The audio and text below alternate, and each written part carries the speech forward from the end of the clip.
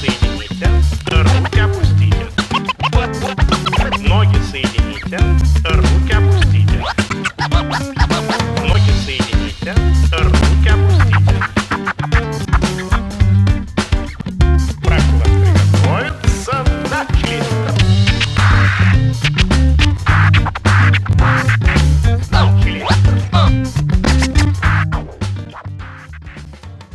Ça a commencé en août 2012 à la Maison du Cap-Cyr à l'occasion de journées de formation mises en place par l'Association pour le développement des Pyrénées par la formation, la DEPFO, et animée par Muriel Bousquet, consultante et formatrice en tourisme. L'idée est de définir une stratégie territoriale de développement touristique. L'échelle a évolué et les communautés de communes Conflans, Cap-Cyr, Haut-Conflans et Pyrénées-Cerdagne, le parc naturel régional des Pyrénées catalanes et le conseil comarcal de la Cerdanya ont signé une convention de partenariat et mutualisé des moyens et des subventions pour structurer une destination touristique cohérente et attractive.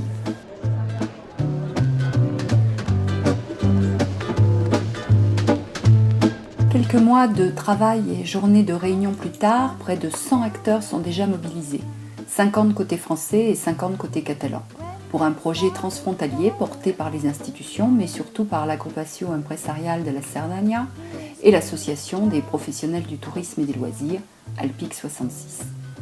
Dans les échanges a émergé une idée, créer un cluster. Alors du coup, un nouveau programme de formation-développement a été préparé avec les services du tourisme de Languedoc-Roussillon et de Catalogne pour accompagner la préparation d'un cluster baptisé Le Soleil des Pyrénées.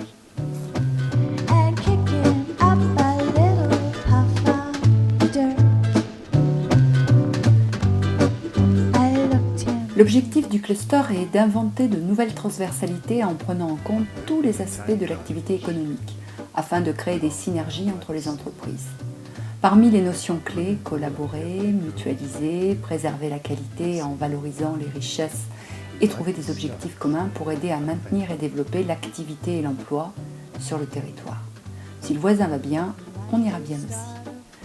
Peu à peu, de nombreux traits d'union s'esquissent entre tourisme, climatisme, santé, agriculture, solaire, métier de l'alimentation, gestion des eaux et forêts. L'idée, optimiser les points forts de chacun et mutualiser les savoir-faire pour créer une vraie dynamique de territoire qui profite à tous.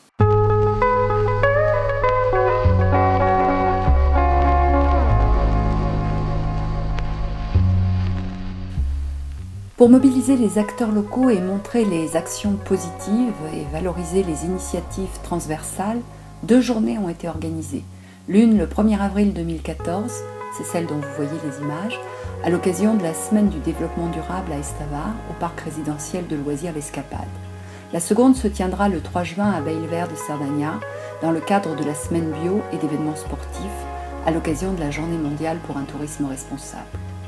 Le 1er avril, près de 80 acteurs sont venus écouter les intervenants, goûter les produits locaux cuisinés par le chef de l'hôtel Planès et surtout échanger.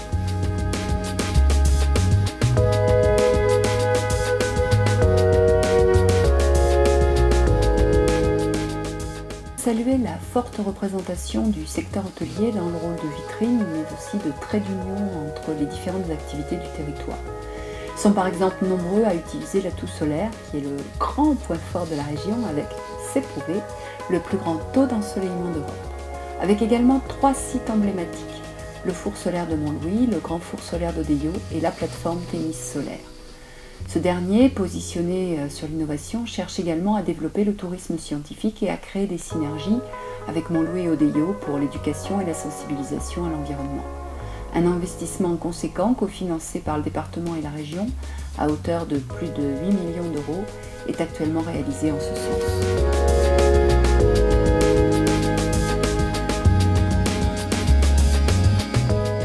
Autre secteur important du territoire, lié au climat exceptionnel qui, dès l'après-guerre, a attiré de nombreux établissements, la santé. Elle fait vivre 1000 emplois équivalents temps plein en Cerdagne. Ces différents établissements accueillent quelques 7000 patients, dont 1000 enfants à l'année, ce qui implique forcément la présence de familles et de proches, et donc une synergie forte avec les hébergeurs et autres acteurs du territoire. En outre, De nombreux projets de coopération sont en cours entre l'hôpital de Puigcerdà, le futur hôpital de Cerdagne, mais aussi en lien avec les nombreuses cliniques qui accueillent des sportifs de niveau. On fait ici le lien avec Font-Romeu, Martin Fourcade, Kylian Jornet.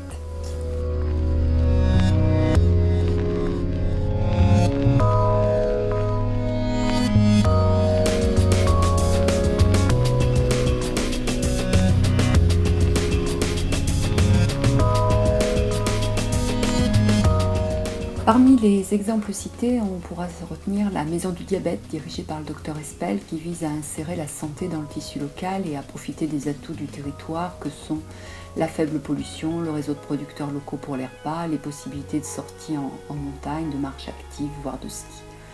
Sur le front catalan, David Isern y Casanovas a présenté son offre touristique qui associe bien-être à famille et nature. L'autre exemple de synergie entre santé et hébergement que l'on peut citer est le parc résidentiel de loisirs L'Escapade, qui a le projet d'accueillir des patients de l'hôpital de Puigcerdà pour décongestionner l'occupation des chambres, forme de coopération croisée.